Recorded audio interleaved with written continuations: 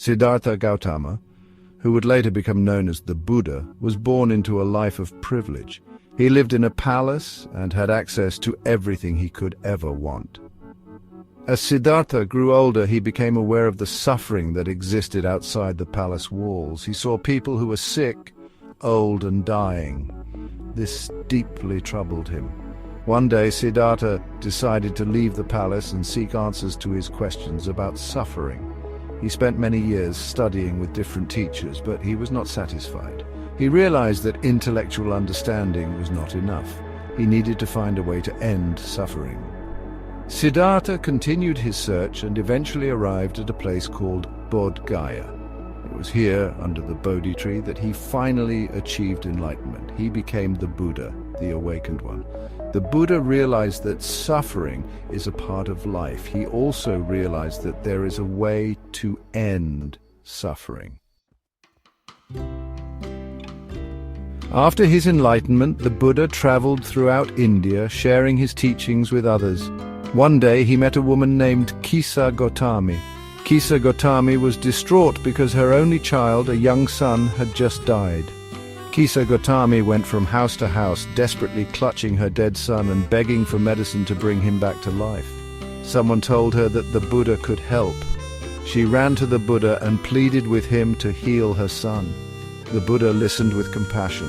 The Buddha told Kisa Gotami that he would help her. But first, she needed to bring him a handful of mustard seeds. There was just one condition. The mustard seeds had to come from a house where no one had ever died. Kisa Gotami was filled with hope. She immediately set out to find such a house. Kisa Gotami went from house to house asking for mustard seeds. Every house she visited told her they had experienced death. Kisa Gotami began to understand that death is a natural part of life. She'd been so consumed by her own grief that she had not been able to see this truth. The Buddha's request for mustard seeds was a teaching in itself. He knew that Kisa Gotami would not be able to find a house where no one had died. He wanted her to realize that death is a universal experience. When Kisa Gotami returned to the Buddha, he shared his insights on suffering and the path to its end. This became known as the Sermon at Benares, where he first turned the wheel of Dharma. The Buddha taught that the root of suffering is attachment.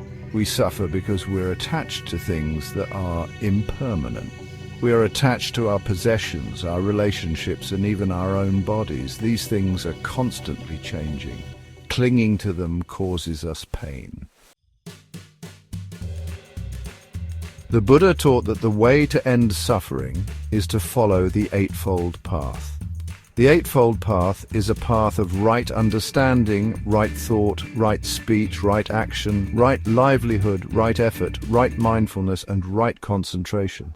By following this path, we can cultivate wisdom and compassion. The Buddha's teachings are as relevant today as they were over 2,500 years ago. We still experience suffering in our lives. We still get attached to things that are impermanent.